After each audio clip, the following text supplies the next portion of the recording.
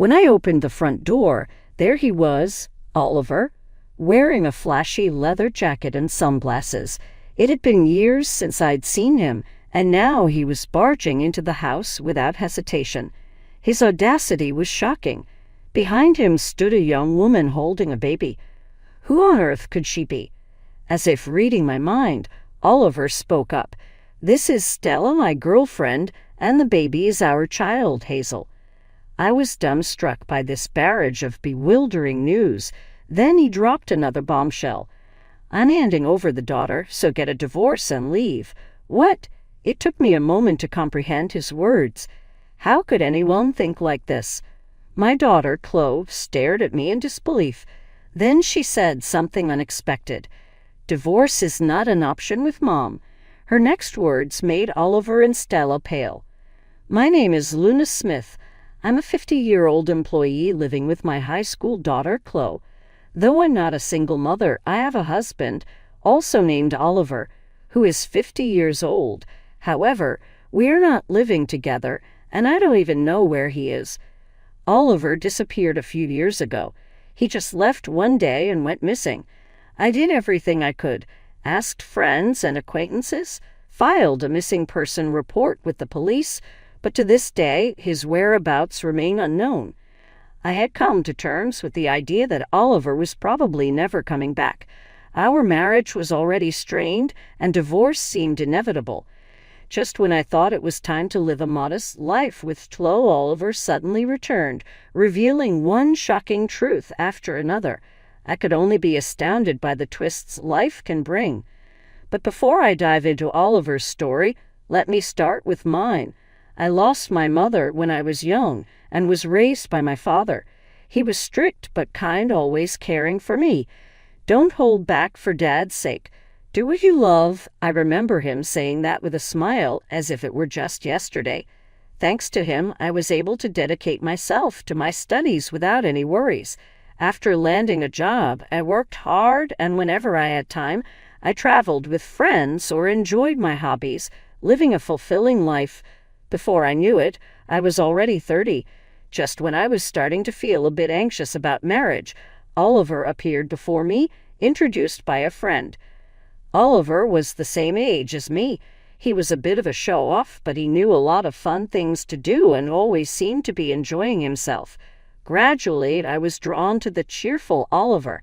After we started dating and he proposed, I decided to marry him.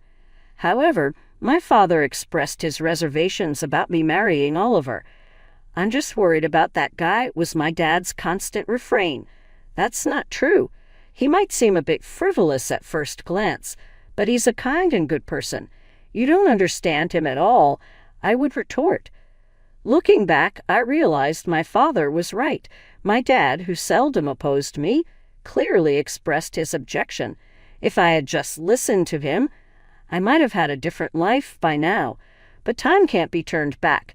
Soon after, I found out I was pregnant. It was around this time that Oliver slowly began to show his true colors.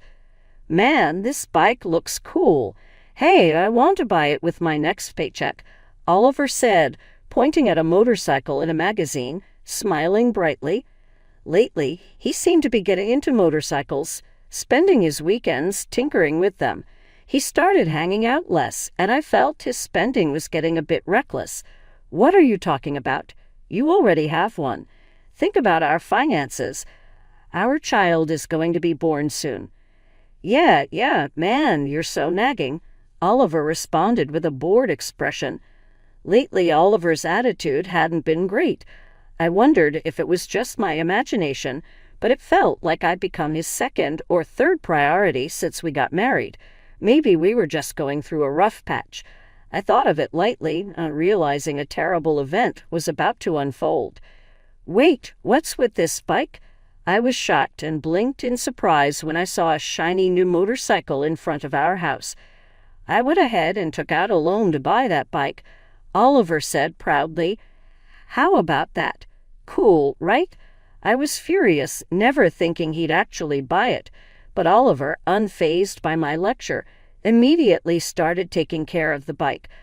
I was utterly dismayed by his selfish actions especially now when I wanted to save as much money as possible for our coming child. Rubbing my belly, I muttered complaints to myself. A few days later in the evening, while I was preparing dinner, Oliver called. He was supposed to be out riding his motorcycle, but something must have happened. When I answered the phone, Oliver, with a trembling voice, started to say something terrifying. "Luna, something terrible has happened. I was speeding a bit and hit someone." What? My mind went blank. Apparently, the other person was unconscious and he had hurriedly called an ambulance. Oliver seemed to be slightly injured as well, but the situation was unclear. "Let me know when the ambulance arrives and the hospital is decided. I'll come too," I said, hurriedly hanging up the phone. Once I arrived at the hospital, I looked for Oliver. He was in the waiting room, talking to the police. He had a bandage on his knee from a scrape, but other than that, he didn't seem to have any injuries. I joined the conversation and got information about the other party involved. The victim was a young businessman named Luke Jones. His parents and wife arrived with pale faces. His condition seemed to be quite severe. Soon after, a doctor came out of the operating room. The moment I saw his face, I guessed the outcome. As expected, the doctor announced that Luke had just passed away. The wife's screams echoed through the hallway. After that, it was like hell. Oliver was immediately arrested and was going to prison for a traffic-related offense. Luke was crossing the street at a green light when Oliver, speeding and running a red light, hit him. The fact that Luke had died made it a particularly malicious accident. What's more horrifying, the motorcycle wasn't insured, so compensation to the victim's family was covered by the mandatory liability insurance everyone must have. But even after that, the amount wasn't enough. The rest had to be paid by Oliver. "Oh man, this is bad. I don't have the money. Luna, can you cover it for me?" Oliver's casual request infuriated me. "What are you talking about? I don't have that kind of money either." It wasn't just about the money. I was astonished by Oliver's nonchalant attitude. He didn't seem to be thinking about the deceased person or their family at all. Traffic prison is a bit lighter than regular prison. Lucky me. But still, I want to get back to the outside world soon. I want to catch up on my comics. He was too carefree by half. Since I got pregnant, Oliver's frivolous side had started to show. I never thought it could be this bad. I was at my wits' end. That's when my father stepped in to help. "I understand the situation. I'll cover the compensation, but there's a condition." "Really? Oh man, that's a relief." Oliver quickly agreed to my father's conditions. So, my father paid the remaining compensation on behalf of Oliver. My father used to manage an apartment building and had some savings. 2 years passed and Oliver was released from the traffic prison. Of course, his previous job had long fired him, so my father pulled some strings to get him a job at a small company. He had connections and a wide network from his time in business. That's why Oliver started to be more agreeable towards my dad. He was providing money and even got him a job. Oliver must have thought it was safe to follow him, but my dad saw right through Oliver's opportunist mentality. He kept a close eye on him to make sure Oliver wouldn't stray off the path again. "You have a frivolous side. This accident was also a result of your personality. Are you seriously reflecting on it? Remember the victim and live an upright life, will you?" "Yep. Yes. I'll turn over a new leaf and do my best." Oliver lived humbly for a while. He took his job seriously and even took care of Chloe, the child that was born. He never missed visiting the victim's grave on the monthly anniversary of the accident. I once wrote a letter to the bereaved family and mailed it. It seems they had moved, though, and the letter was returned to me. At that time, Oliver truly seemed to be reflecting on his past and living earnestly. But as a decade passed, Oliver's facade began to peel away. Around that time, my father started feeling unwell and began visiting the hospital. After a while, he was diagnosed with a rare disease. He began a cycle of being admitted to and discharged from the hospital. Even when discharged, he could hardly leave the house. I ended up having busy days juggling caregiving and work. Fortunately, Chloe was in middle school by then. She was reliable and could handle most things on her own. She was about to enter her exam period, but somehow we managed to secure study time and barely make ends meet. During this time, Oliver's original frivolous and unreasonable side began to show. His spending became reckless, disappearing into hobbies and drinking. No amount of cautioning had an effect. "It's my money, I can spend it however I want," he would retort, getting even more upset. Then he started coming home late in the morning. "Where on earth have you been?" I would shout at Oliver, exhausted from caregiving, as he returned home in the early hours, his face red from drinking. "It doesn't matter. With Dad in that condition, he can't say anything to me now. It's a good chance for me to drink all I want and deepen my connections with various people. Man, it's so much fun." "What are you talking about? You're not even looking after the house. I'm struggling with work and caregiving, and Chloe is having a hard time with her exams, and you're taking it easy?" I couldn't help but scream. Oliver just laughed it off, saying, "It's just a breather. I'm tired of playing the good husband. I hate being tied down by roles like being a husband or a father. I want to be more free." I was stunned by his words. "I can't believe you. You're not single. We have a family, especially Chloe. She's still a minor. You're so annoying. The one time I come home and this is what I get. This is why it's so tiresome." Oliver exaggeratedly sighed, and then he left again. Taking advantage of the weekend, he roamed around, which I envied. I figured he would come back when he felt like it, but from that day, Oliver never returned home. At first, I thought he might be staying at a friend's house, but no one knew where he was. Reluctantly, I called his company. To my surprise, I found out he had resigned months ago. I was filled with disbelief. Where on earth could he be? The only place that came to mind was his parents' house. Originally, Oliver didn't get along well with his parents and rarely visited them. Still desperate, I called my mother-in-law, but as expected, she said, "I don't know. He's not here." As a last resort, I decided to go to the police. I filed a missing person report, but in the end, his whereabouts remained unknown.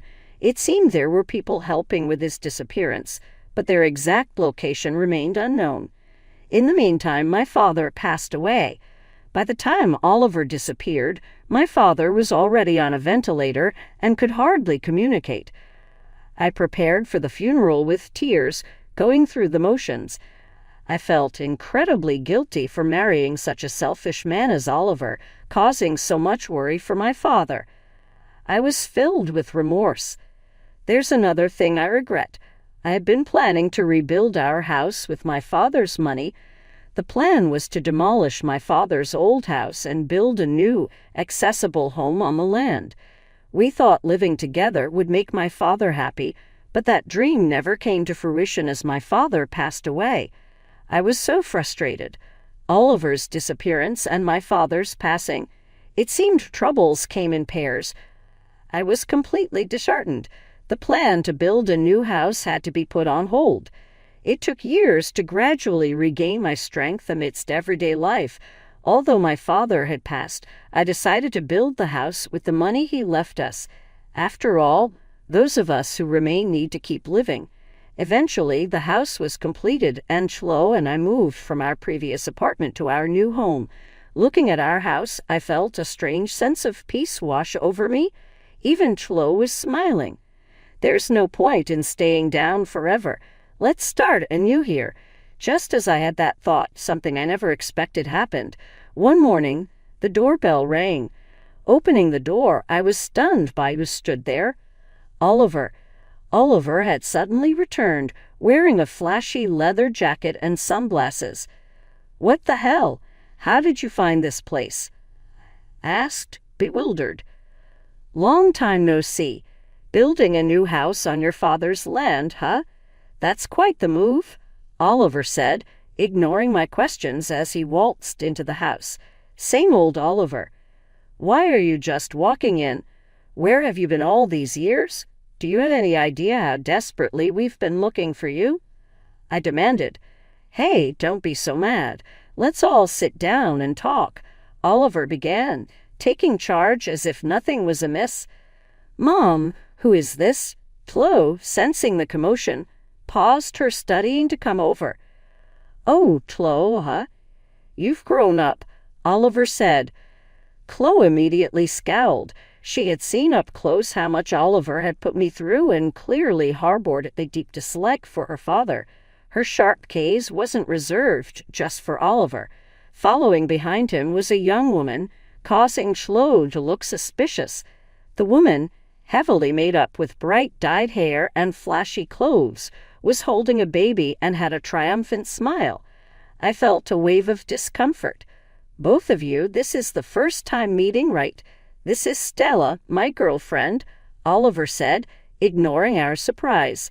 Stella greeted us with a composed expression. Pleased to meet you. After disappearing for years, Oliver suddenly returns with a girlfriend in tow. It seemed insane, but then an even more appalling truth was revealed. Pointing to the baby Stella was holding, Oliver proudly said, This kid is mine and Stella's. Cute, isn't she? Her name's Hazel. A child. I felt dizzy, barely able to stand. It was terrifying how much common sense Oliver lacked. Was he really this bad once you got to know him? I managed to squeeze out my voice. You come here out of the blue with a girlfriend and a child. What's this all about? You should have done this after getting a divorce in the first place. Stop. Enough with the preaching. Can we talk about our situation? We came here today because we have a favor to ask, Oliver said, cutting me off with a hand gesture. He sat down as if he owned the place alongside Stella. Such outrageously unconcerned behavior. Their way of thinking was completely incomprehensible to us. How can we possibly listen to a favor from people as senseless as you two? Just get out now, Chloe shouted, her expression full of disgust. Then Oliver dramatically pretended to be scared. Oh, scary, scary. Chloe's getting more like Luna, not cute at all. Don't mock me. Chloe glared at Oliver and Stella. I put my hand on Chloe's shoulder. Chloe, let's calm down for a moment. I doubt it's anything worthwhile, but let's hear them out, I said. We couldn't let Oliver dictate our emotions. We had to stay calm. Realizing this, I managed to soothe Chloe, who looked ready to lunge at Oliver. Then we all sat down. What have you been doing since you left home? I asked, curious. Just before I left, I met Stella working at a club. She's young and cute, and we really hit it off, Oliver said, smiling at Stella. It was so creepy it was almost funny. So I told her about how my wife and in-laws were giving me a hard time, and she suggested I stay with her. So I did. What? Yeah, it was great. Stella isn't nagging like you. She's kind. Then we had a kid, and she told me I didn't have to work if I took care of Hazel. So I quit my job. A stay-at-home dad, you know. Oliver continued, unfazed by our stunned silence. Sometimes Stella goes to work in clubs out of town, so I'd go with her, living in different places all over the country. It felt like a vacation. It was awesome. No wonder we couldn't find him. Basically, Oliver was living off a younger woman. But with the kid getting to daycare age, we thought it was time to settle down, so we came back home. Then we stumbled upon you guys, followed you here, and were surprised to see this new house. You guys are living the good life, huh? Oliver rambled on, grinning. Though I tried to stay calm, it's tough dealing with someone so far removed from common sense. So, what are you trying to say? Asked coldly. Basically, we want this house. It's big and just right for us. I'll go ahead and divorce Luna, so you and Chloe can just move out. What are you talking about? Oliver paused before saying, I'm giving up the daughter, so divorce me and leave. At this point, it was beyond understanding how someone could think this way. I was speechless, but Chloe unexpectedly spoke up. "Divorcing you, Mom, is impossible, because," Chloe continued with a cold expression, "did you forget about the promise to Grandpa?" "Ha!" Oliver panicked at Chloe's words. "Hey, what are you suddenly talking about?" "What? That accident?" Stella looked puzzled.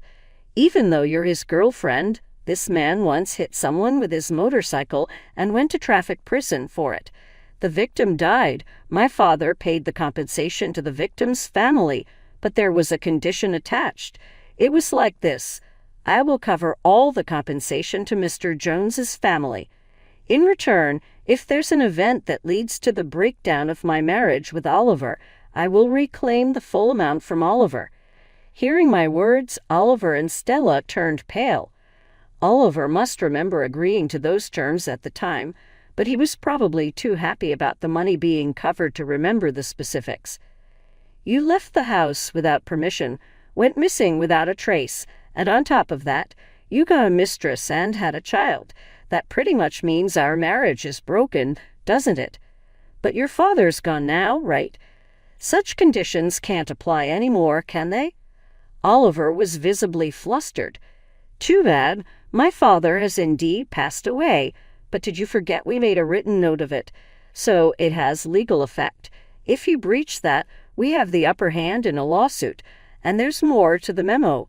If Oliver can't pay back the money, he must work at a day labor facility specified by my father, and the wages will be deducted from there." "What?" Oliver was speechless. He seemed to want to say something, but no sound came out. It was clear he didn't have the money. Oliver had always been the type to buy whatever he wanted right away and had no savings. Even now he's living off Stella, who works at a club.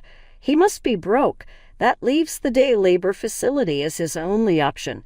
But that's exactly what Oliver fears the most. After all, he was supposed to work at that facility after his release. It's a place where ex-convicts— "Oh, where?" "Well, yeah, Stella has money. She's a top hostess, earns a lot, so paying that compensation is no big deal for her." Regaining his composure, Oliver began to laugh carelessly. "Is that so? Well, as long as you repay it, it doesn't matter how. Anyway, that's the deal. Stella, you either pay or work the day labor. We'll talk about divorce after repayment.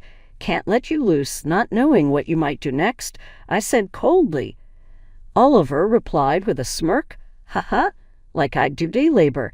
Just get Stella to pay, and it's settled. I had completely forgotten about that old accident.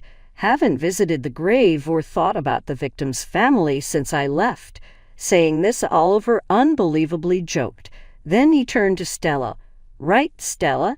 You think the same, right? Stella?"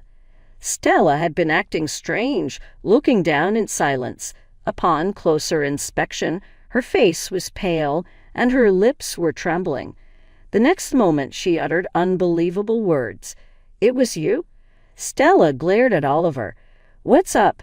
What happened all of a sudden, Stella?"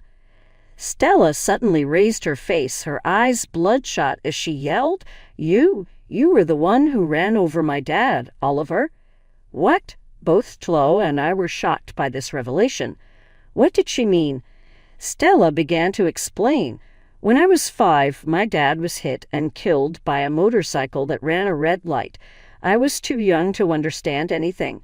My beloved dad suddenly wasn't there anymore, and I lived through sad days.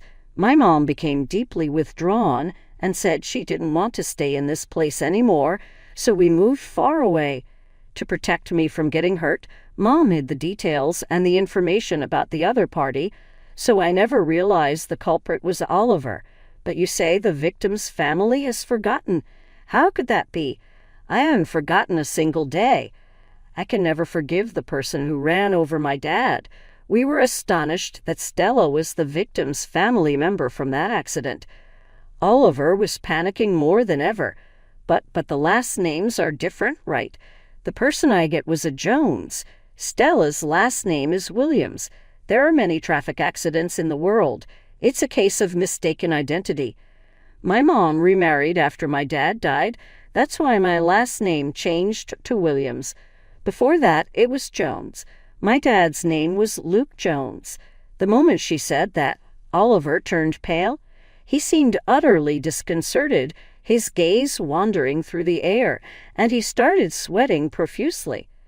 Meanwhile, Stella showed her hatred, to mock the victim's family and laugh it off. Unbelievable. That's the kind of person you are, Oliver.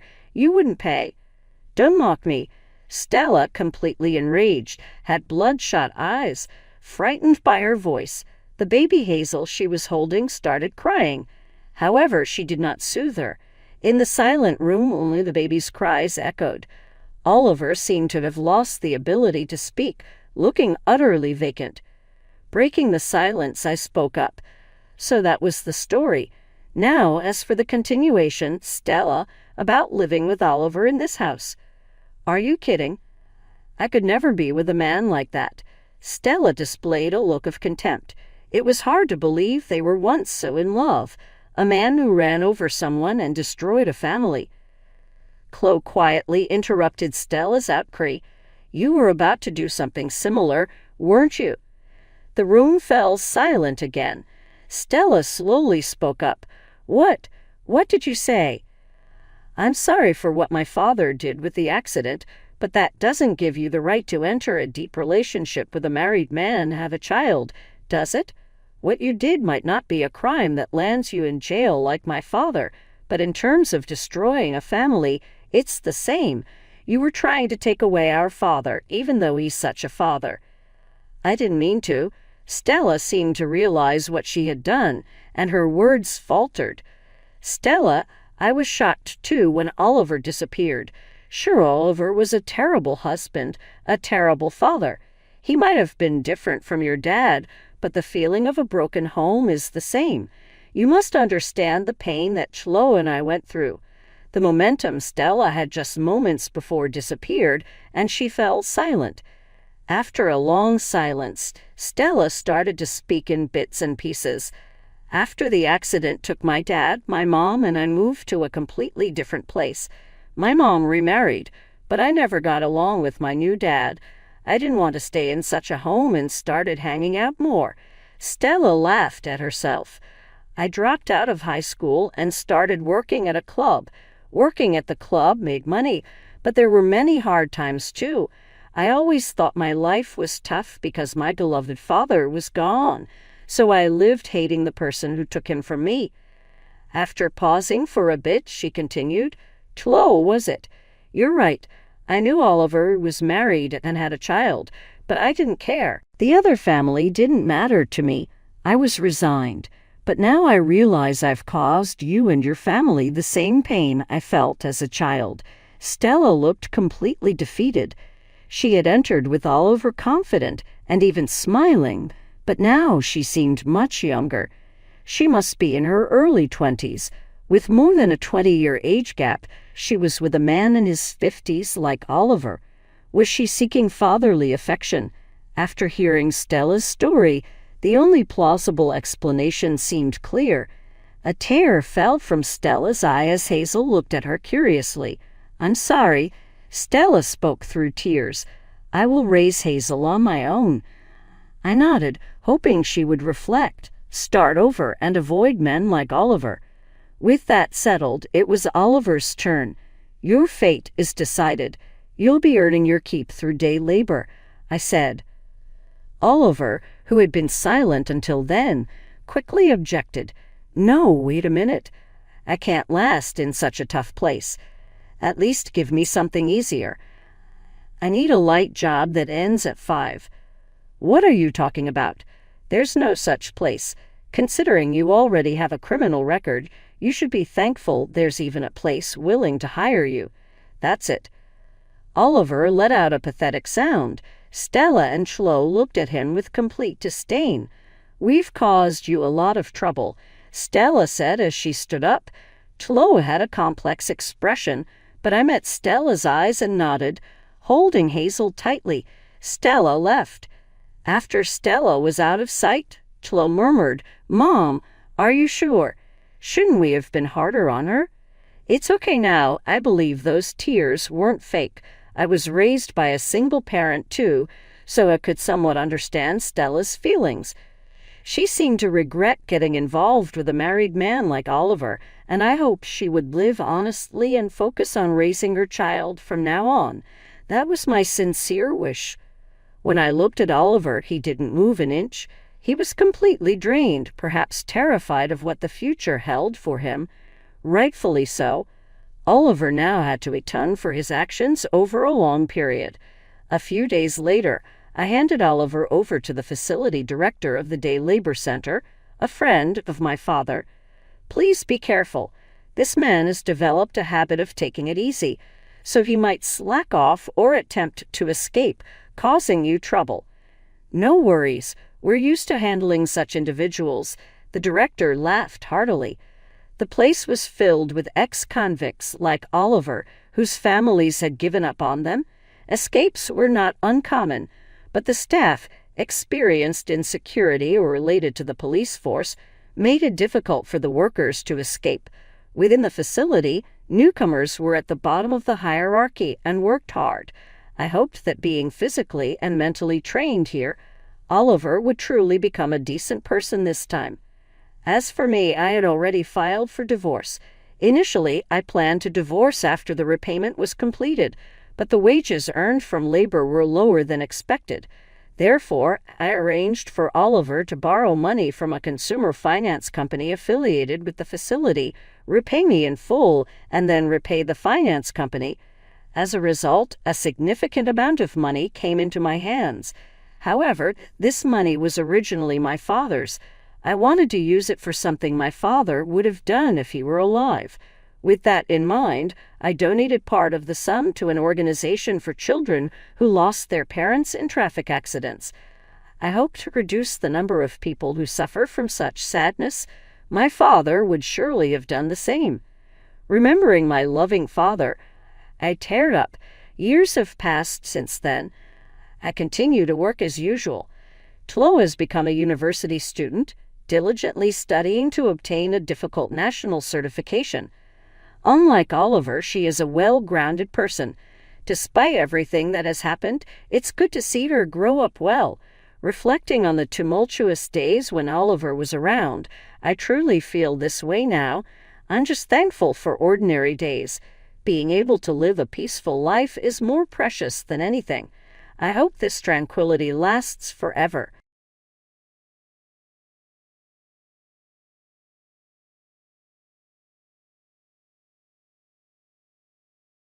In the quiet of our kitchen, the ticking of the wall clock was a stark reminder of the routine life Ethan and I had built over the years.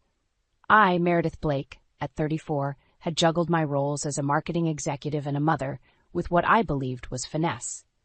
Ethan, Zoe, and I were the picture of suburban bliss, or so I thought. "Ethan, can we talk about your spending again?" I asked, my voice steady despite the frustration bubbling beneath. He looked up from his phone, his brow furrowing. "Meredith, you're not going to start this again, are you? It's just a few bucks here and there." "It's every month, Ethan, and it's not just a few bucks." "I'm worried," I pressed on, trying to keep the peace. Ethan sighed, setting his phone down with a theatrical flourish. "Look, I get it. You're the one with the big job, the big paycheck, but can't a guy enjoy life a bit? It's not like we're struggling." I bit back a sharper retort, choosing my words carefully. "I'm not saying you shouldn't, but maybe focus on that promotion you mentioned. We could really plan for the future then." He chuckled, a sound that once charmed me but now felt hollow. "Always so serious, Meredith. Fine, I'll focus on the promotion. Happy?" I wasn't, but I let it slide. Again, our life continued in its usual rhythm until that fateful sunny morning. Ethan and Zoe, my heart and soul, were off for a day out, leaving me to my weekend workload. Waving them goodbye, I felt a twinge of guilt for not joining them, but pushed it aside. Work was my excuse, my shield. Then came the call that shattered everything. "Mrs. Blake?" An unfamiliar voice, somber and heavy, broke through the silence of my home office. "Yes, speaking. Is everything okay?" My heart raced, a premonition of dread settling in. "I'm afraid there's been an accident involving your husband and your daughter," the voice continued, and the world around me blurred. "What? How? Are they okay? Please tell me they're okay." Panic clawed at my throat, each breath a struggle. Your husband sustained minor injuries, he's stable, but your daughter, she's in emergency surgery, it's serious. Emergency surgery. The words echoed in my mind, a relentless torment. I couldn't breathe, think, or move. Zoe, my vibrant, sweet Zoe, in surgery because of what? An accident? How? I stumbled through the motions, informing my boss, driving to the hospital, a numb automaton driven by a single thought: Zoe. The hospital was a blur of white walls and hushed voices. I barely registered the words of the doctors, the sympathetic glances of the nurses. All I could focus on was the door to the operating room where my daughter fought for her life. And then my phone rang, a jarring melody in the silence of my despair. Glancing at the caller ID, I saw it was Ethan's parents' number. Hello. My voice was a whisper, the effort to speak monumental. Hey, Mom, chirped a voice, bright and unburdened. Zoe's voice. Confusion reigned. Zoe? But how? You're supposed to be in surgery? She finished, her laughter tinkling through the line. Nope, I'm at Grandma and Grandpa's. Dad dropped me off this morning. Didn't he tell you? The room spun. If Zoe was safe, then who was in that operating room? Zoe, honey, I have to go. I'll call you back, okay? Okay, Mom. Love you. Love you too, I whispered, the words heavy with a confusion and relief so profound it hurt. I turned back to the hospital, to the chaos of emotions waiting within. The mystery of the girl in the operating room loomed over me, a shadow threatening the very foundation of our lives. As I stepped back into the sterile light of the hospital, I knew one thing for certain: our lives would never be the same again. As I navigated the corridors back to the operating room, the pieces of this perplexing puzzle refused to align. The revelation that Zoe was safe, miles away from this sterile environment, offered a breath of relief smothered by a new, growing dread. Who, then, was the girl lying vulnerable on the operating table? I found Ethan in a private room, his injuries seemingly minor. The sight of him, so carefree amidst the chaos, ignited a fire within me I hadn't known existed. Ethan, I began, my voice calm but cold, if Zoe's with your parents, who was in the car with you? Ethan's expression faltered, the carelessness giving way to panic. It was just a friend of Zoe's. We were giving her a lift. A friend? I echoed, skepticism lacing my words. And her parents? Were they aware she was with us? He avoided my gaze, his discomfort palpable. Yes, of course, I called them. They know. The lies were too thin, too fragile. My heart raced, not just with anger, but with a sense of betrayal so deep it threatened to engulf me. Ethan, I need the truth. Now, I demanded, stepping closer. He winced, the facade crumbling. Okay, it was Hannah, Zoe's classmate. Her mom and I, we've been... The confession hung in the air, a tangible, suffocating fog. Ethan's affair, hidden beneath layers of deceit, now laid bare. But it was the casualty of this illicit connection that shook me to my core. You risked our daughter's safety, our family, for an affair? My voice was a whisper, a mix of disbelief and fury. Ethan's attempts at justification were drowned out by the roar of betrayal in my ears. I left him there, in his room of lies, the weight of his deceit pressing down on me. My next steps were mechanical, driven by a need for confirmation, for truth amidst the web of lies. The hospital staff directed me to Hannah's parents, where I was met with a scene of despair. Hannah's mother, a woman I recognized from school events but never truly knew, was a reflection of my own turmoil. I'm Meredith, Zoe's mom, I introduced myself, the words tasting bitter. Hannah, she's in surgery because of Ethan? Her voice broke, a mirror to my heart. Yes, I had no idea about any of this. I admitted, the shame of my ignorance a heavy cloak. The conversation that followed was a blur of apologies and assurances, but one thing was clear. Ethan's actions had consequences far beyond our family. The damage was done, irrevocably altering the lives of all involved. As I left the hospital that day, the clarity of my resolve crystallized with each step. Ethan's betrayal was not just a violation of our vows, but a danger to our daughter and others. This deception would not go unanswered. I needed to act, not just for my sake, but for Zoe, for Hannah, for every innocent life touched by Ethan's selfishness. The road ahead was uncertain, fraught with pain and legal battles, but one thing was sure. Ethan would face the consequences of his actions. The drive home was a journey of determination. With each mile, I shed the remnants of the woman who once believed in the facade of our perfect life. In her place emerged someone stronger, fueled by a righteous anger and a fierce protectiveness over her daughter. Ethan's deception had shattered our family, but from the ruins I vowed to rebuild, stronger and wiser. The truth was my weapon, and with it I would ensure justice was served. The following days were a whirlwind of activity, each action deliberate, aimed at uncovering the full extent of Ethan's betrayal. I moved with a clarity of purpose, fueled by the betrayal that had upended our lives. I started by securing legal counsel, a sharp, no-nonsense lawyer named Diane who specialized in family law. She listened intently as I laid out everything, from Ethan's requests for money to the accident and his affair. "We'll need concrete evidence if you want to pursue this in court," Diane advised, her tone serious but not without empathy. "Bank statements, communications between Ethan and the other woman, anything that can substantiate your claims." Armed with Diane's advice, I turned my attention to gathering the necessary proof. I delved into our financial records, uncovering a pattern of withdrawals and expenses that now made sickening sense. Each transaction was a breadcrumb leading back to Ethan's deceit.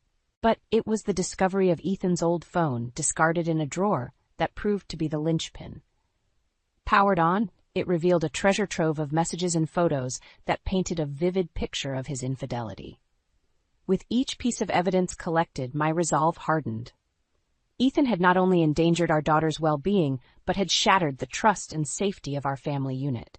His actions demanded consequences. It was during this period of meticulous planning that Ethan, oblivious to the storm brewing, attempted to reach out. "Meredith, we need to talk about Zoe. And us," he pleaded over the phone, his voice laced with a desperation that once might have moved me. "Us? There is no us, Ethan. Not anymore," I replied, my voice steady, devoid of the warmth he was accustomed to. "But Meredith, You what, Ethan? You're sorry?" I cut him off, my patience for his excuses long gone. "Save it. I'm speaking to you through my lawyer from now on." The line went dead, a symbolic end to any remnants of our relationship. My next steps were clear, each action calculated to protect Zoe and ensure Ethan faced the full repercussions of his actions. I met with Diane again, armed with the evidence and a steely determination. "We file for divorce," I stated, no trace of doubt in my voice. "And I want full custody of Zoe. He's proven he can't be trusted with her safety." Diane nodded, her expression resolute. "I'll prepare the papers. We'll also go after him for child support and alimony. With this evidence, we have a strong case." As I left Diane's office, the weight of my decisions weighed heavily on me. Yet the path forward was clear. Ethan's betrayal had irrevocably altered the course of our lives, but I would do whatever it took to ensure Zoe's future was secure and happy. The battle lines were drawn, and while the road ahead promised to be fraught with challenges, I was ready. Ready to confront Ethan, to protect Zoe, and to reclaim our lives from the ruins of his deceit. The legal proceedings began with a precision that mirrored my newfound resolve. Diane filed the divorce papers, and we prepared for the initial court hearing. The evidence we gathered was damning, a silent testament to Ethan's betrayal and negligence. As the court date approached, Ethan attempted reconciliation, his messages oscillating between apologies and accusations. But I had shut the door on that chapter of our life, my focus solely on securing Zoe's future. On the day of the hearing, the courthouse loomed large, a symbol of the justice I sought. Ethan was already there, looking diminished, a far cry from the confident man I once knew. "Meredith, please, can we not do this here?" he pleaded, his voice barely above a whisper as we waited outside the courtroom. "Do what, Ethan?" "Face the consequences of your actions," I replied, my gaze steady on him. "This is exactly where we need to be." He shook his head, the facade of contrition slipping as he hissed, "You're blowing this out of proportion. It was just a mistake." "A mistake?" The words were sharp, laced with disbelief. "You endangered our daughter, Ethan. You destroyed our family for an affair. This is the consequence of your actions, not an overreaction." Before he could respond, Diane appeared, her presence a calming force. "It's time," she said, ushering me away from Ethan and towards the courtroom. Inside, the proceedings were a blur, the judge's voice a distant echo as the reality of the situation settled over me. Diane was relentless, presenting the evidence of Ethan's affair and financial irresponsibility with clinical precision. Ethan's lawyer attempted to mitigate the damage, arguing for leniency and shared custody. But the evidence spoke louder than any of his pleas, painting a picture of a man who had not only been unfaithful, but had recklessly endangered his child. When the judge finally spoke, his words were a balm to the wounds Ethan had inflicted. Given the evidence presented, I am granting Miss Blake full custody of Zoe. Mr. Blake will have supervised visitation rights until further notice. As for financial support, given the circumstances and Mr. Blake's actions, he will provide child support and alimony. The gavel's finality marked the end of one chapter and the beginning of a new, uncertain path. Ethan's face, pale and defeated, was the last I saw before turning away, Diane's reassuring presence guiding me out of the courtroom. Outside, the air felt different, lighter, as if the weight of the past months had been lifted, if only slightly. The battle was far from over, but for the first time in what felt like an eternity, there was a glimmer of hope. Ethan's voice broke through the haze of my thoughts. "Meredith, wait, please." I stopped, turning to face him, the man I no longer recognized. "There's nothing left to say, Ethan. You have your consequences to face, and I have our daughter to protect." With that, I walked away, the echo of my steps a testament to the strength I had found in the face of betrayal. Ethan's attempts at reconciliation were left unanswered, a chapter firmly closed as I focused on building a future for Zoe and me, free from the shadows of his deceit. In the weeks following the court's decision, the reality of our new lives began to take shape. Ethan's fall from grace was rapid, his actions laid bare for all to see. The community, once a shared space of friendships and gatherings, became a battleground of whispers and judgment aimed at Ethan. I focused on Zoe, ensuring she felt as little of the fallout as possible. But children are perceptive, and she sensed the change, her bright demeanor shadowed by the events unfolding around her. It was during one of our afternoon walks, a time we had designated for open conversations, that Zoe's resilience shone through, her words cutting to the heart of the matter. "Mom, why is Dad not around anymore?" she asked, her innocent eyes searching mine for answers. I knelt down, taking her hands in mine, the weight of the conversation pressing down. "Honey, your dad made some choices that weren't good for us. Right now, it's important we focus on being safe and happy together." Zoe nodded, a maturity beyond her years settling over her features. "Is Dad sad?" "Yes, sweetie, he is. But it's important he understands his actions have consequences," I explained, hoping to instill in her a sense of right and wrong, shaped not by bitterness but by understanding. Zoe hugged me, her small arms a testament to the strength we had found together. "I love you, Mom. We're okay, just us two." "I love you too, Zoe." "Yes, we are," I affirmed, my heart swelling with love and determination for my daughter's future. As we continued our walk, I thought about Ethan's attempts to contact us. Each call, each message, was a plea for understanding, a plea I could not afford to heed. His actions had set this course, and the consequences were his to bear. It wasn't long before the financial repercussions of Ethan's choices became apparent. His job, once a source of pride, became untenable amidst the scandal.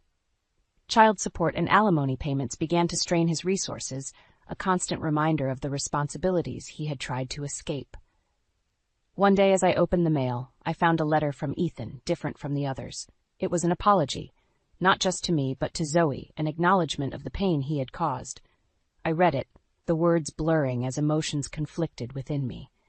It was the first step, perhaps, towards genuine remorse. But the path to forgiveness, if it was to be found, would be long and fraught with the memories of his betrayal. The doorbell rang, pulling me from my thoughts. It was Diane, documents in hand, a look of resolve on her face. "Meredith, we've got a bit more to sort through. Ethan's falling behind on the payments. It's time to enforce the court's decision," she stated, her voice firm. I nodded, the reality of our situation settling in. "Let's do what we need to, Diane. For Zoe." As Diane outlined the next steps, I realized this was but another chapter in the long road ahead. Ethan's downfall, brought on by his own actions, was a cautionary tale, one I hoped Zoe would learn from, but never have to experience firsthand. Our journey was far from over, but with each step I felt the resilience and love between Zoe and me growing stronger, a beacon guiding us through the aftermath of Ethan's choices. In the aftermath of our legal victories, life began to settle into a new rhythm. one where the absence of Ethan's presence became the norm rather than the exception. Zoe adapted with a resilience that amazed me, her laughter returning to fill the spaces of our home that had once been shadowed by conflict.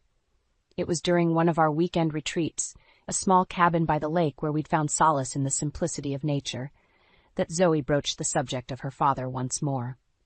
"Mom, do you think Dad is okay?" she asked one evening, the sunset casting golden hues across the water. I paused, considering her question. "I think your dad has a lot of things to figure out, Zoe, but we've got each other, and that's what matters." Zoe nodded, a wisdom in her acceptance. "I just wish he understood how much he hurt us," she said softly. Her words echoed my own sentiments, a reflection of the journey we'd embarked upon. "Me too, sweetheart. But we're moving forward, and that's what counts." Our conversation was interrupted by the sound of my phone ringing, a call from Diane that I had been anticipating. I stepped away, answering with a quiet hello. "Meredith, it's Diane. I have news. Ethan's been held accountable for the missed payments. The courts enforced a lien on his assets. It's a significant step towards ensuring Zoe's future is secure," she informed me, her voice steady and reassuring.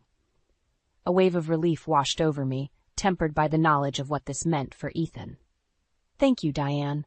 This is good news. For Zoe," I replied, my thoughts on my daughter, who watched me from a distance. Returning to Zoe, I shared the news in terms we had come to understand, a language of moving forward and healing. "Zoe, we're going to be okay. We've got a bit more security now, thanks to the court's decision." Zoe smiled, her understanding clear. "I know, Mom. I'm glad, but I'm okay as long as I have you." The weekend passed in a blend of conversations and quiet moments, each reinforcing the bond between us, a testament to the strength we'd found in the face of adversity.